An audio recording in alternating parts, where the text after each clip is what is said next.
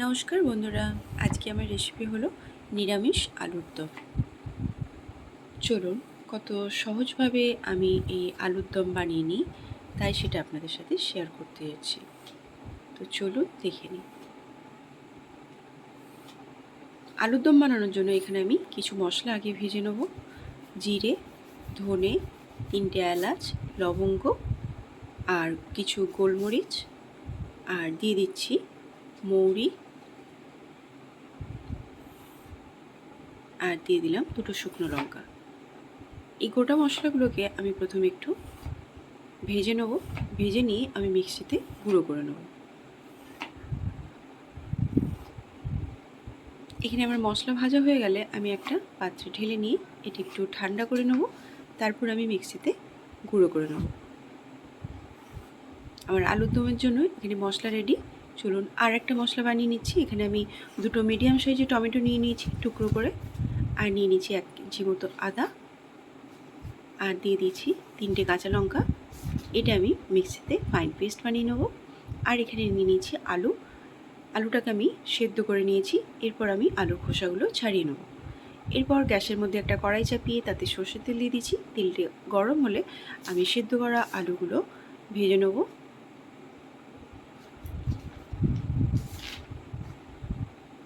দেখুন এখানে আমার সেদ্ধ করা আলুগুলো ভাজা হয়ে গেলে আমি আলুগুলো তুলে একটা পাত্রে রেখে দিচ্ছি।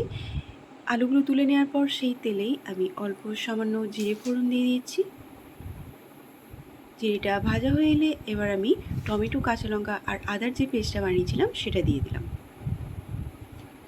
এবার এই মশলাটা ভালো করে নেড়েচেড়ে আমি কষিয়ে নেব। যতক্ষণ না টমেটোর কাঁচা গন্ধটা চলে না যায় ততক্ষণ মশলাটাকে আমি ভালো করে কষিয়ে নেব।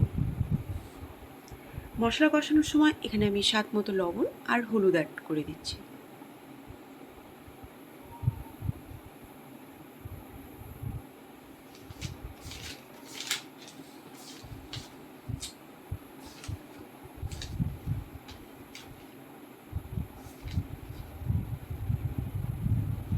এখানে মশলাটা ভালোভাবে কষে এলে আমি এবার ভেজে রাখা আলুগুলো দিয়ে দিচ্ছি।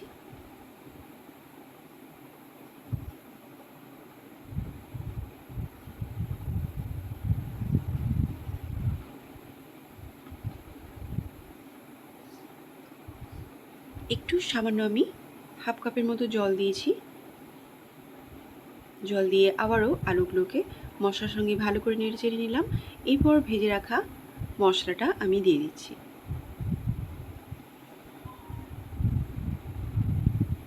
দিয়ে আলুটা ভালো করে নেড়েচেড়ে আমি মশলার সাথে একদম মিশিয়ে নিচ্ছি। এভাবে 2 থেকে 3 মিনিট আলুটা নেড়েচেড়ে নিয়ে একটু কষিয়ে নিলে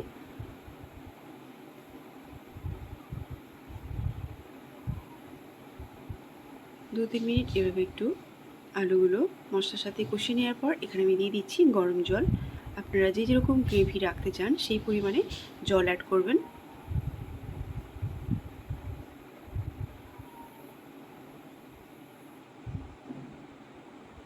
জলটা দিয়ে আমি 2-3 মিনিট ভালো করে একটু ফুটিয়ে নেব।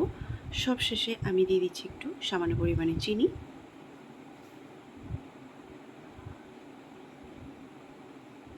আর একটু সামান্য ফুটিয়ে নিলেই এখানে আমার আলুর দম একদম রেডি। আপনারা রুটি, পরোটা, লুচির সঙ্গে এরকম নিরামিষ আলুর দম বানিয়ে খেতে পারবেন।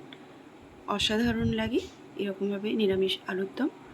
যদি আমার ভিডিওটা ভালো লেগে থাকে তাহলে একটা লাইক আর আমার চ্যানেলটিকে সাবস্ক্রাইব করবেন। আপনারা সুস্থ থাকবেন, ভালো থাকবেন।